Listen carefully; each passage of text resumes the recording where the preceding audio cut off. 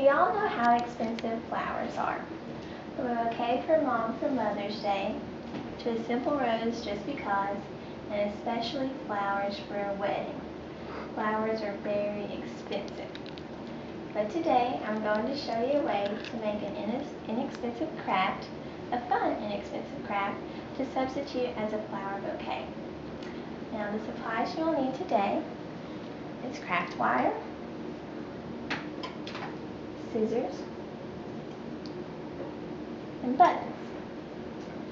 First, you'll need to decide your color scheme for your buttons. I chose an array of color schemes, but if you're a ball fan, you can pick orange and white. And you can just pick different colors for the seasons, and they go really anytime. So I have an array of buttons. I'll pick out some. Now here's an interesting fact about buttons. Buttons first appeared in the Bronze Age, and they were used as a decoration on the clothing. And because back then people used pins to hold their clothing together, and people instead would put the buttons on the outside of their clothing, kind of to show a sense of wealth. And people then realized though that it was more handy to use the buttons to fasten your clothing together instead of pins, and it probably hurt less. So they started using buttons to fasten the clothing together. Just a little fun fact about buttons. First, you'll need to take, when you're stacking your buttons together to make your bouquet, you'll need to take your largest button first, then your second medium size, and then your smallest size. Get a smaller button.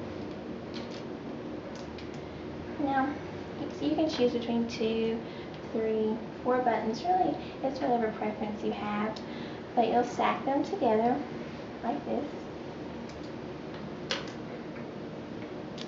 And you need to take your craft wire, take it, and cut off about 6 inches or so, really however long you want your bouquet to be.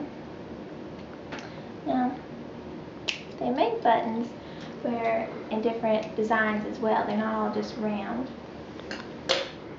You can have flower buttons, you can have even football buttons to go along with your ball theme there. And you'll take your buttons one by one, and you'll start threading them through the top like so.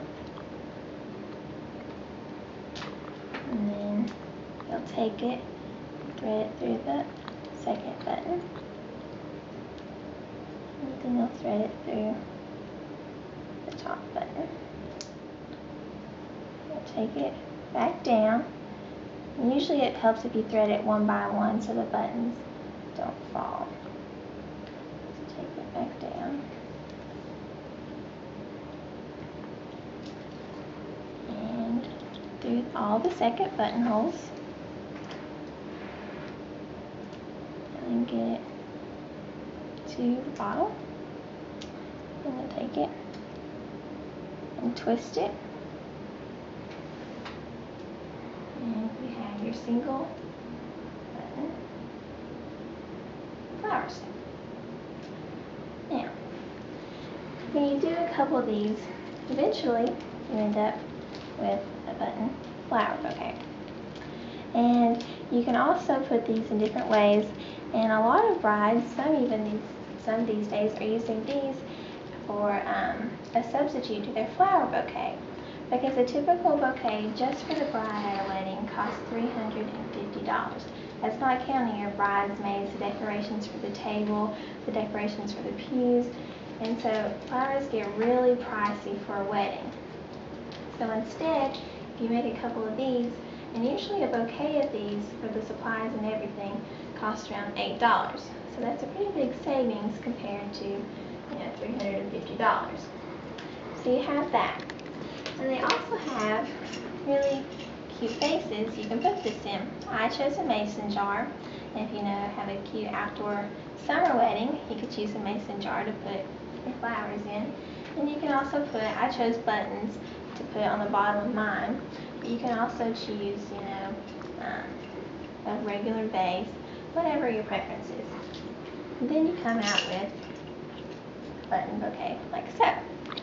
So today I hope you have learned an inexpensive and wallet-friendly way to make a cheap craft, and it's also fun. It goes along with your color scheme, adds a pop of color to your room, and it's great. Also, kids can use it.